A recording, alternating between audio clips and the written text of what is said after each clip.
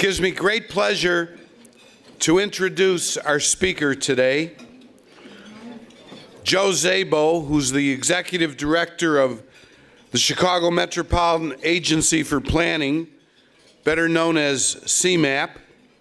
Joe has spoken to our group like on an annual basis, usually about a week or so after a big report comes out. And we're very grateful for Joe taking the time to come and speak to those of us at the City Club.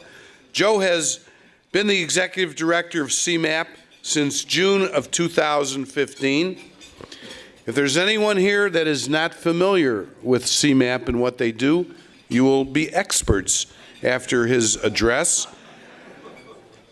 He'll talk about a comprehensive regional plan to help the 7 counties and 284 communities of northeastern Illinois to implement strategies that address transportation, housing, economic development, open space, the environment, and other quality of life issues. Prior to joining CMAP, Joe Szabo was the administrator of the Federal Railroad Administration within the U.S. Department of Transportation. He had a staff of over 900 professionals located in D.C. and at field offices across the nation. He was the first head of the Federal Railroad Administration to come from the ranks of rail workers. Prior service includes membership on the Executive Council of Chicago Metropolis 2020, no wonder they changed the name, later known as Metropolis Strategies, the Metropolitan Mayor's Caucus, and the Legislative Committee of the Chicagoland Metropolitan Planning Council. Joe has a Bachelor of Arts in Business from Governor's State University and received an honorary doctorate from Lewis University for his lifetime commitment to public service. Let's give Joe Szabo a big round of applause.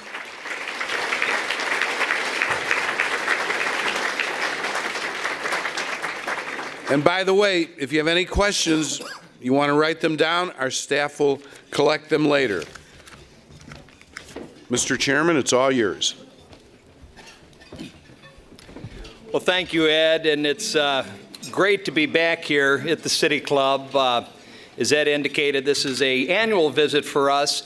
CMAP has been engaged over the last 3+ years in our preparation for our comprehensive plan. It's a big 3-year process. It's done once every decade. And so it was really good to come by here and kind of check in once a year with the status reports, get the feedback as we put the plan together, which was adopted last week. Before I start, I know Ed recognized several of the transportation folks in the room, but I did notice there was a couple from Metra that I at least want to recognize. The Chairman of Metra, Norm Carlson, and the Executive Director, Jim Derwinski. And given that I once punched tickets on that railroad and first met Norm when I was an 18-year-old back in, I would have been a 19-year-old because it was I was 18, 1977. Yeah. But anyway, the transportation providers are all important partners of us at CMAP, so it's great to see so many of you here today.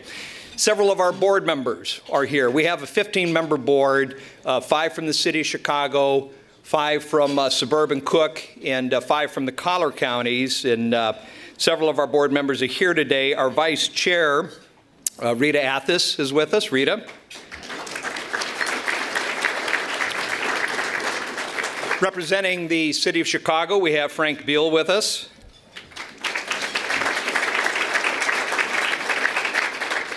Representing Will County, the mayor of Romeoville, John Noak. Is John in the crowd? No, I know he was RSVP'd, but the mayor of Montgomery, Matt Brawley, representing Kane and Kendall counties. And Diane Williams, who's on the village board in the South Suburban community of Flossmoor, representing Suburban Cook. So Diane. And also several of the CMAP staff are here with us this afternoon. I'm not going to go through the long list, but I really want to recognize all of them, and I will ask them to stand in a moment. But it's really their hard work over the last 3 years that allowed this plan to come together. The technical staff that we had that were really digging into the issues and doing the deep analysis and writing the strategy papers, and then our communications team, which was responsible for the big launch event in Millennium Park last week, where we had 1,200 people registered under a big tent when the rain came.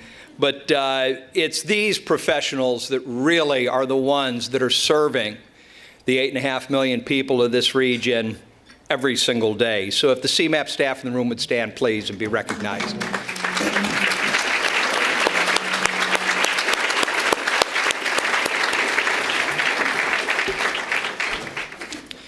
And if you hit me with too many hard questions, I'm going to make them come up here to answer them.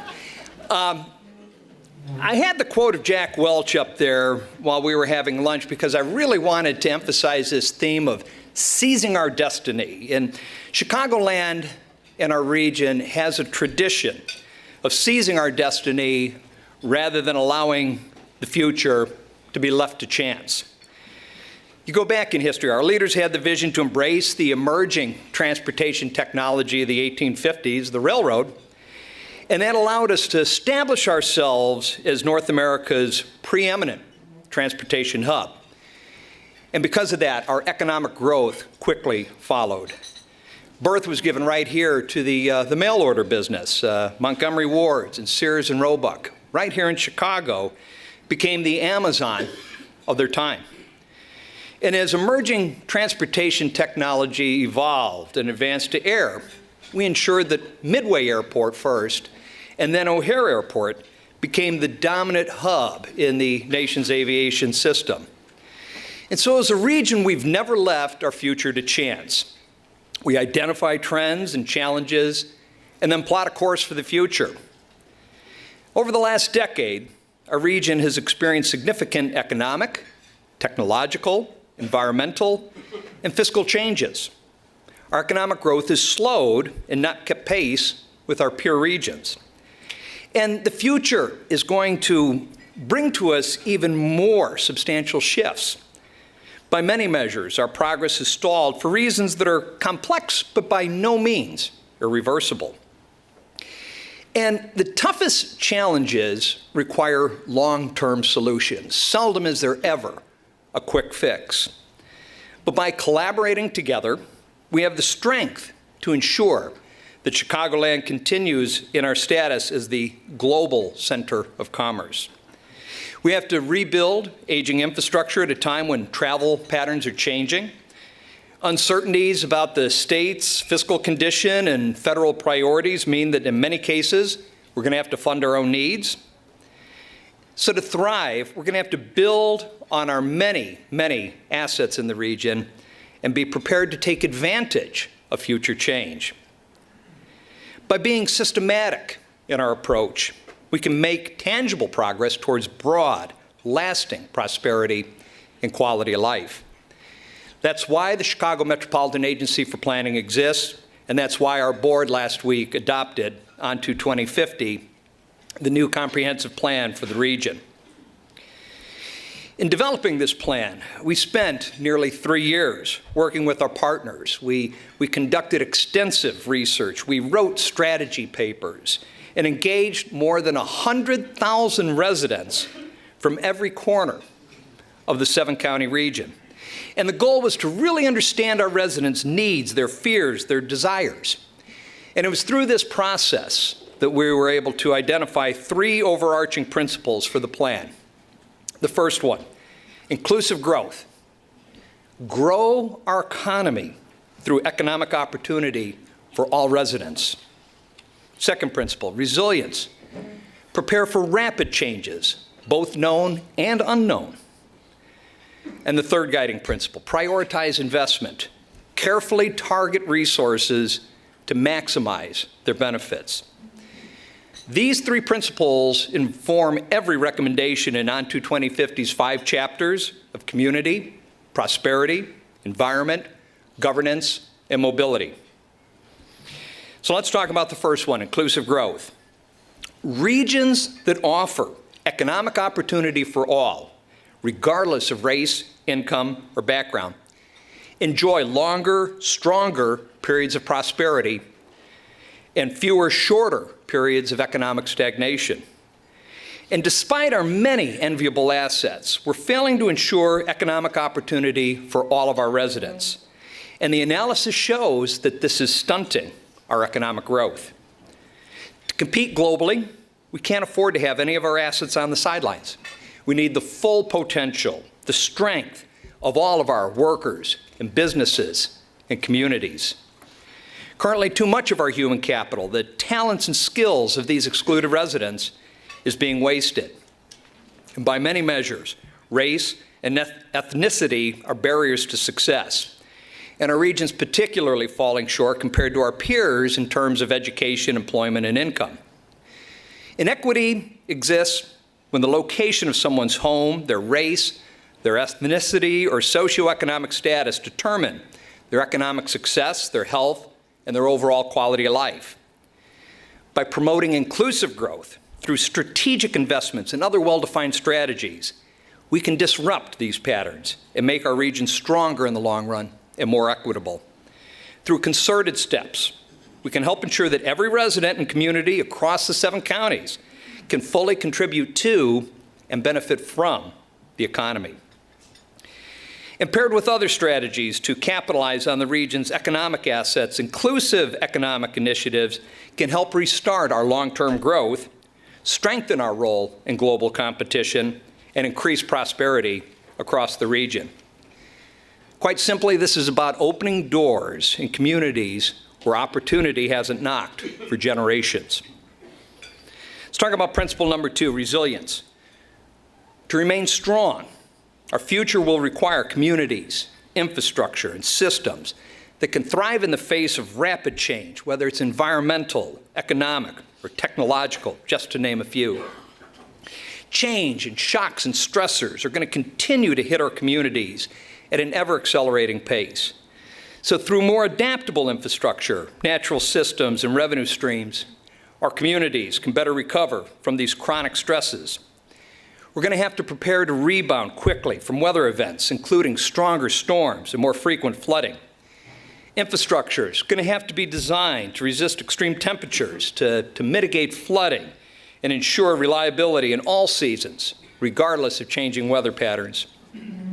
Communities are going to need the capacity, the revenues, the staff, the equipment, and other resources to effectively meet residents' needs as change continues to accelerate. By pooling resources and deploying new technologies and training staff, resilient municipalities can provide essential services even as federal and state support remains unreliable. By working together to achieve economic resilience, our communities can also prepare for inevitable challenges as global markets and technologies spur transition to new types of work in emerging industries. Now, funding from the state and federal government, of course, is going to have to continue to play a crucial role in our region's needs, but it's going to be a quite uncertain one. And so any failure to prepare for self-help will be at our own peril. And so the strategies proposed in On to 2050 will help our region and its 284 communities achieve a higher state of resiliency to best prepare for an ever uncertain future. So the third principle, prioritize investment.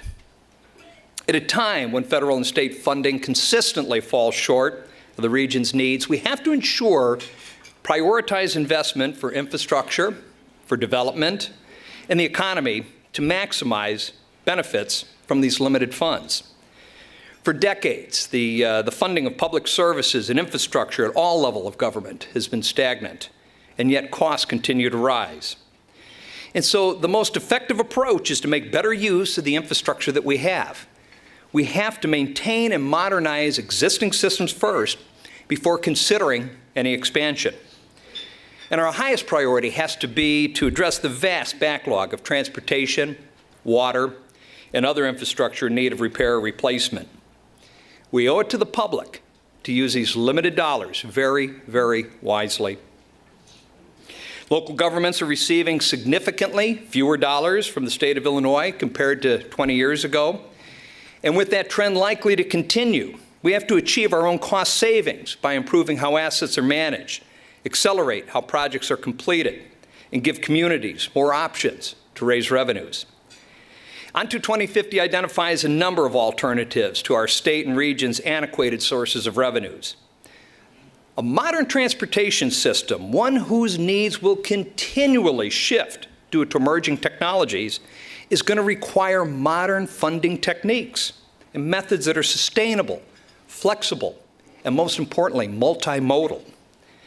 Coordinating investment broadly, linking transportation with housing, or targeting public expenditures to attract private resources is going to be essential. Above all, prioritized investment will require close coordination across implementing agencies and assurance that projects are selected transparently based on clear and measurable objectives. So as the first comprehensive plan for a region of 7 counties in 8 years, I should say, the comprehensive plan for our 7 counties and 284 communities, Unto 2050's recommendations are many. They're vast. There's a long list of them. But rather than read through the dozens of strategic actions, I thought it'd be best to put a face to the plan through the stories of some of our residents. Unto 2050 profiles more than 20 people who embody why the plan matters and what we need to accomplish across the 5 chapters of community, prosperity, environment, governance, and mobility. So by selecting a few of them and telling their stories, I think you'll better understand why implementation is personal to the people of our region. So the first chapter is community. Strategic and sustainable development, reinvestment for vibrant communities, and development that supports local and regional economic strength. These are the community goals for Unto 2050. All of our residents need access to jobs, to housing, to transportation, and to the amenities that are essential to quality of life. And yet, every resident will face some type of challenge or challenges, sometimes beyond their own control, but certainly within our ability to better plan for. And so, let me tell you the story about Heather and Garland Armstrong. Many of you in the audience may recognize Heather and Garland. Certainly CMAP staff does, because they're mainstays at all of our CMAP meetings and many of the other public agencies. They're tireless advocates for the disability community, and they really epitomize citizen engagement. But what might be a convenience for me, like having a grocery store within walking distance to my home, takes on an added sense of urgency for them. For Heather and Garland, a doctor's appointment takes careful planning. As a disabled couple, they have to research train and bus times. They have to map out their transfer points and contact paratransit services just to get where they need to go. And they'll tell you, it's frustrating. It can take them hours to reach their destinations. Sometimes Garland has to push Heather's wheelchair in the street because there isn't a sidewalk available. Sometimes they get stranded because they can't find a wheelchair-accessible taxi. And these circumstances are compelling, but they serve as a microcosm of the type of challenge, in one extent or another, that any citizen could face. And these can be addressed for the benefit of all throughout the region. Heather, Garland, and our other residents can benefit from the plan's recommendations to support development of compact, walkable communities, and to target infill, infrastructure, and natural area investments. Next chapter, prosperity. A robust economic growth that reduces inequality and responsive strategic workforce and economic development. These are the prosperity goals for Unto 2050. So let me tell you about Torres Hughes. Torres is a young man from Chicago's Austin neighborhood. He was on the verge of dropping out of high school, and he knew he was potentially heading down a very dangerous path. And so Torres knew that he had to change his life. And fortunately, he had the opportunity to be exposed to a manufacturing career pathway program that enabled him to get a certification, and after he graduated, a manufacturing job right in his community. And that company then paid for his continued training, which resulted in his advancement and the chance to manage other workers. It allowed Torres to feel like an asset, like a dignified human being, instead of just a number. And for Torres, he'll tell you these experiences were life-changing, but he knows so many other people in his local community that needs and deserve these types of opportunities. All of our residents deserve the opportunity to reach their full potential.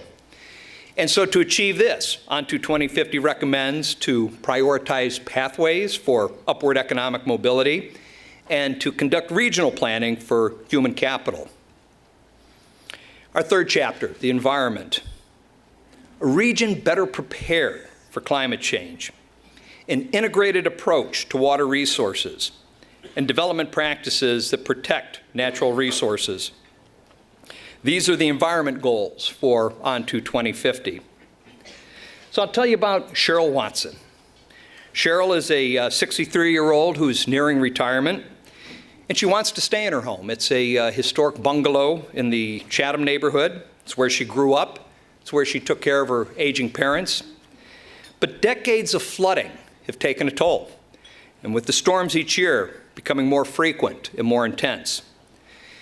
And Cheryl will call it a wound to her spirit to see what has happened to her home and her neighborhood, where patterns of disinvestment contribute to flooding and stormwater issues. So she's become a community-based advocate, educating her neighbors on how to protect their homes from rising water. But they can't do it all, and they can't do it all on their own. And so ON2 2050 recommends strategies for how we can plan for climate resilience. And among the ON2 2050 recommendations that would support Cheryl and residents across the entire region are to intensify climate mitigation efforts and to reduce flood risk to protect people and assets. Fourth chapter, governance. Collaboration at all levels of government, capacity of government to provide strong quality of life, and data-driven and transparent investment decisions. These are the governance goals of ON2 2050. So I'll tell you the story of Beach Park Village Manager John Kinseth, who is tired of seeing his community lose business to larger, more established retail markets. And so John figured it out. He could no longer go solo. Beach Park could no longer do it on their own. And so he had the wisdom to join forces with the leaders of neighboring communities, Winthrop Harbor and Zion, to hire a shared economic development coordinator. And so no longer do they now compete against each other, giving away tax incentives in a race to the bottom. Now, all three of the villages share and benefit from any sales tax that's earned by the new businesses that the new coordinator generates. And while this is a relatively new idea in our region, it's one that's being used successfully in other parts of the country because it creates a win-win for everybody and tangible benefits for the public. John's Village also contracts some of the services, such as police or animal control, with the county or the township, while services like snow plowing and street sweeping are shared amongst neighboring communities. Sharing services allows governments to reduce operating costs, to retain their unique identities as communities, but most importantly, it saves taxpayers money. And so John's story epitomizes the importance of ON2 2050 and the recommendations to encourage partnerships and consolidation and to build local capacity. Fifth chapter, mobility. A modern multimodal system that adapts to changing travel demand, a system that works better for everyone, and making transformative investments. These are the mobility goals for ON2 2050. So I'll tell you the story of Amarita Falcon, a young college graduate who sometimes spends more than 4 hours a day commuting between her South suburban home and her job in Chicago. Without a car, every day she has to juggle a complicated and expensive combination of buses and transfers and trains. And she'll tell you it's draining. And if she misses a connection or a bus is late, she can lose her job. And Amarita will remind you that not everybody has the ability to live closer to their job, and that some parts of our region are better connected than others. And so having better links to jobs can lift economically disinvested communities and the region overall. So On to 2050 recommends strategies to leverage the transportation network to promote inclusive growth and to make transit more competitive. So as I said at the opening, our region has never left our future to chance. We have that history of identifying the trends and challenges and plotting a course for success. Change is coming, and it's coming rapidly as the future promises substantial shifts. And so how do we ensure that this change leads to the success that we desire? The voices of the more than 100,000 residents we engaged during the drafting of On to 2050 made me think of this quote from Margaret Wheatley. "There is no power for change greater than a community discovering what it cares about." On to 2050's 3 principles of inclusive growth, resilience, and prioritize investment point our way forward. So you'll receive an executive summary today of the plan as you leave, but I really encourage you to spend time over and above the executive summary. Read the full plan. It's available online. It is web-based. It's the first time that's been done. The full document is completely a web-based document. It's available at www.cmap.illinois.gov/on to2050. Read it and get involved, because everybody has a role. There is work for all of us to do. It was Helen Keller that said, "Alone, we can do so little, but together, we can do so much." And I think these are words for our region to live by as we seize our destiny. And so with that, I'd be happy to take any questions.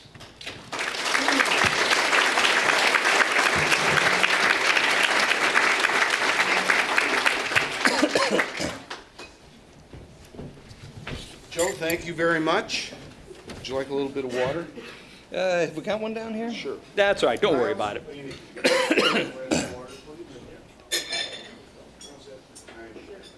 Scratchy throat. Scratchy throat. Thank you. Thank you. You're not the only one with a scratchy Yeah. throat. Okay, if we have questions, just hold up your, hey, we have one right down here. Thank you. And our staff will come around and collect your questions. From my friend Harvind Singh with Singh and Associates. On to 2050 is a dynamic and pragmatic report about our future. Do we as a region/society have the will to take on these recommendations? If we as a community cannot come together to actualize these recommendations, what will the future look like? Joe, the old crystal ball. Yeah. So first off, I would say that we can and we will, and certainly we must make sure that it's implemented, because our very future, our economic prosperity of this region as a whole, counts on us coming together. And CMAP has already pivoted towards implementation. One of the things I announced last week was a couple of grants that we received, $500,000 from the MacArthur Foundation, $200,000 from Chicago Community Trust that we're also sharing with the Metropolitan Mayor's Caucus and the Municipal Planning Council on helping build capacity for our capacity-constrained municipalities. You know, we will actually go in now in some of these more challenged communities and implant staff for a sustained period of time, for up to a couple of years. This isn't, just hit and leave.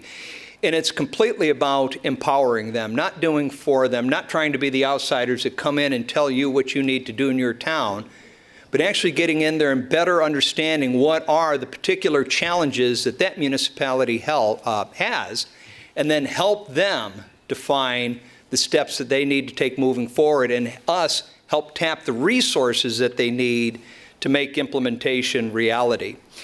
Over the course of the year, you'll see us rolling out a series of what we're calling campaigns on how we will look to generate a cross-section of support from so many of the stakeholders, from all of the stakeholders, to make sure that in a focused way that we're engaging in making a difference and implementing the strategies that are laid out in our plan. And I would also say it's important that the committees that we have that are made up of a cross-section of the civic fabric of our region were a critical part in helping us draft the plan. And so these folks from the other agencies and organizations are itching to get going. And so we're ready to move. We're going to make a difference. Okay, thank you, Joe. This is from City Club member Tom Kotarek, who's with the Civic Committee of the Commercial Club of Chicago. Tom, we're glad. It's a good question. There's a lot of talk about a new capital bill in Springfield. What should a new capital bill invest in? And how should we pay for it? Well, thank you, Tom. As my former deputy, before you moved on to, before moving on to bigger and better things. But good to see you, and thank you for the question. So, to me, it's critical that as we take a look at a new revenue bill, that we move beyond the Band-Aids that we have used in the past. It's why we're in the tremendous hole that we're in today. Our analysis shows that we have a $24 billion shortfall over the next 32 years to simply maintain the transportation system that we have today in the condition it's in today. So if you want to talk about achieving any level of state of good repair, we need more than that $24 billion that we're already short. And then if you want to start talking about a prioritized list of limited expansion, we're going to need more than that $24 billion that we're already short.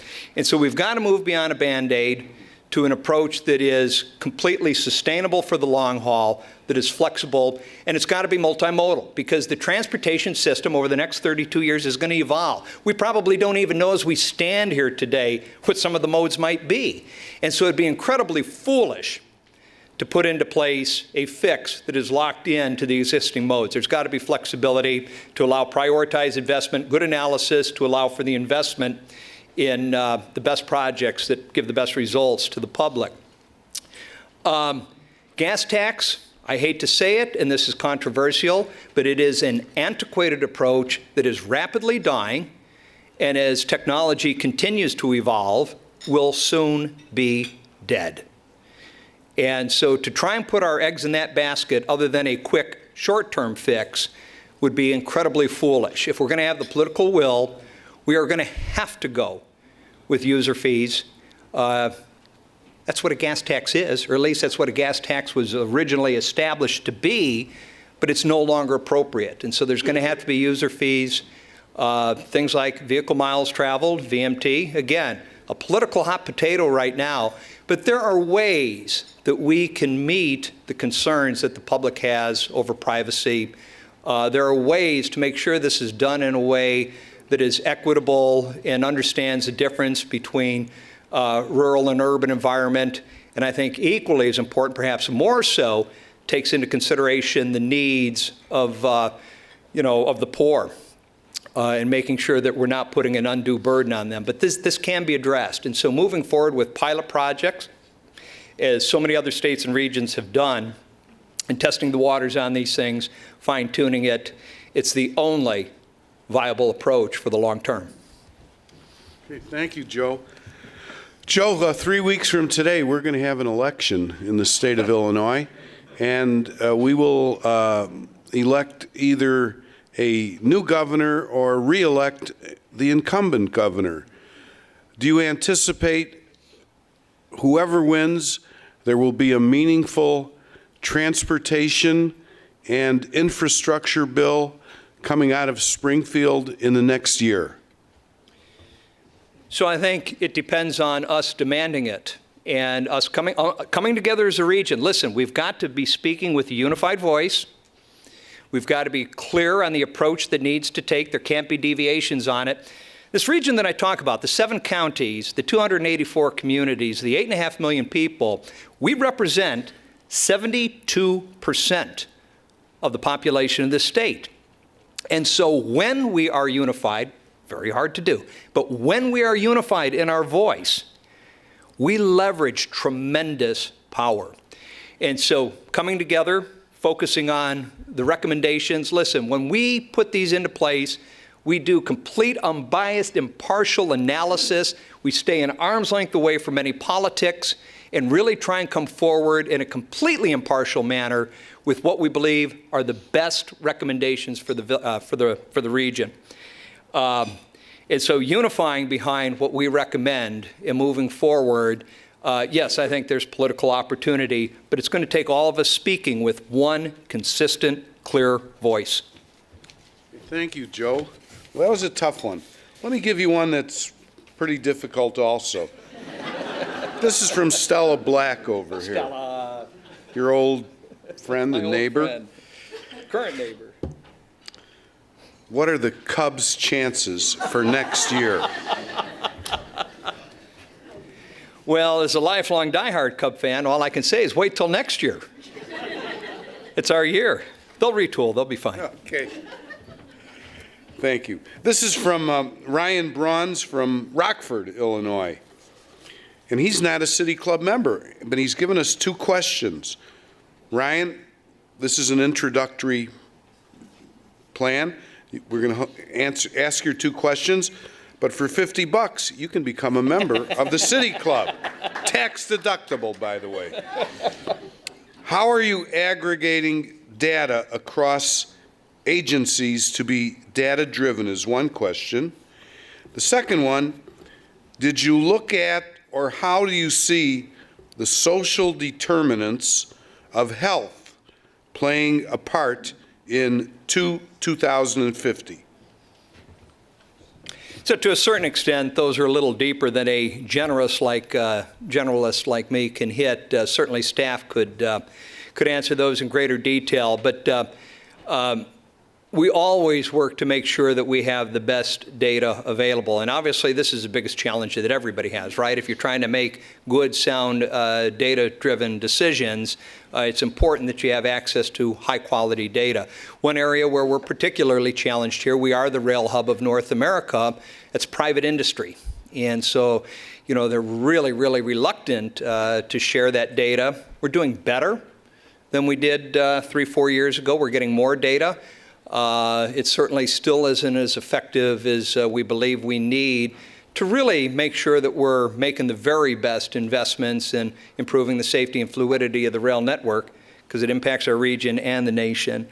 But obviously the data that we take in, we're constantly reviewing. I don't know, Liz, do you want to add to that, or have I handled that one pretty well? Where are you at, Liz? There you are. Did I cover it? Okay, so the second one, the health. Thank you. I always like it when I get it right. The second one, the health. And again, you know, clearly we see inequality in health outcomes based on, you know, race, socioeconomic standing, income, and that there are bigger challenges in our disinvested neighborhoods. It's one of the reasons why we're trying to focus so much on the inclusive growth framework, to where there is rising ships for everybody and stronger economic opportunity, which in turn strengthens those communities, which in turn improves the health of the people living in those communities. So I'll leave it with that, Liz, unless you want to add something to that one. Yeah, so Liz, by the way, was the primary author of the plan. While it truly was a team effort with all sorts of strategy papers and chapters drafted by a wide range of CMAP staff, she was the one that pulled all the pieces together and made the agency look so good. Yeah. Thank you, Liz. Thank you very much. Okay, we have a couple last questions here. This is from the Cook County Commission on Social Innovation Director Mark Lovelace, City Club member. Mark, where are you? Back there, okay. He wants to know about the role that small manufacturing fits into the On to 2050 economic plan. Yeah. So I didn't go into a great deal of detail in the speech, but certainly in my talking points, I talk about our focus on economic growth and those career pathways. Certainly small business plays an important role. As we take a look at the analysis of jobs and where we're seeing job growth in the region, it's a good news, bad news story. I call it the goalposts, because we are seeing growth in low-wage jobs. And the piece of good news is we are seeing very good growth in high-wage jobs. But the center is completely hollow. And this is those middle-income jobs where you have the opportunity to support middle-class families. This is where our biggest challenge is. And so, yes, our recommendations are about strategically understanding our economic strengths and how we best leverage those into the type of growth that does, in fact, create those career pathways, and the types of jobs that will better support families. We've got great analysis on all this. Again, my technical team could probably talk to you for an hour or two on it, and we're happy to do that if you'd like to sit down. Great. I think a lot of people are going to be reading that executive summary and going to read the full report. The full report. It's online. Remember, first time ever. Okay, we have two last questions here.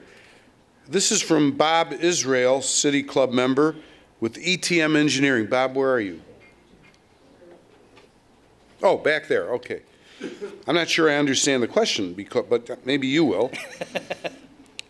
What would you advise on the DuPage County referendum to go against implementation of VMT? What is VMT? Vehicle miles traveled. Okay. Yeah, I mean, listen, we don't get into the politics. It's a dangerous place to be. We're a non-political agency. We work with people of all political stripes. We support whoever's in the governor's office. As we work with our 284 communities, it runs the gamut from the most liberal Democratic to the most conservative Republican, and we have a responsibility to serve all of them with vigor and equally. And so I don't think it's appropriate for me to tell somebody how to vote on a ballot issue. But I will say this. I think the presentation that we make in the plan on why user fees and VMT is the way to go over the long term, I believe is compelling. And you have to put a little bit of perspective in this, that we are talking about over a 32-year period. This isn't about flipping a light switch tomorrow and suddenly we're instantly all on VMT. We've got to start some pilots. We need to learn more about this. The public needs to better understand it. They have a right to get comfortable in how it can work for them. And I'm comfortable that through pilot projects that can be achieved. And so I don't want to touch a political hot potato, but the inevitability of going here, there's really no way around it. Wonderfully handled. Now we know why you are at the head of the agency. Terrific, Joe. Final question from Jackie Davidoff, City Club member down here. She's with Davidoff Mission-Driven Business Strategies. Her question: how does CMAP move from these principles and vision as expressed in the plan to the actual building of new systems? For example, could you pick one strategic priority, like equity and access to transportation? Describe some of the pathways for making this a reality. Yeah. So actually, a good one that's already underway, we didn't wait for the adoption of the plan, is some refinements that we made to our STP program, our Surface Transportation Program that funds surface transportation in local communities. Through the competitive pot now, which has newly been established, meeting the needs of disinvested communities has become a priority, and so there's additional points added in there. And so this is one way to make sure that we get funds strategically to good projects that better serve disinvested communities. And then secondly, there's some provisions in there to where with the disadvantaged communities, we'll take care of the match for them, the 20% match. And so, in the past, that's been a pretty high threshold for some of our more challenged communities to meet. for those in the greatest need, that match will be waived. And so this is just a couple of quick ways that we've immediately moved into it. Our campaigns will be kicking off shortly that will add greater emphasis to many other approaches. Okay. Joe Szabo and the staff of CMAP, we really appreciate your coming down.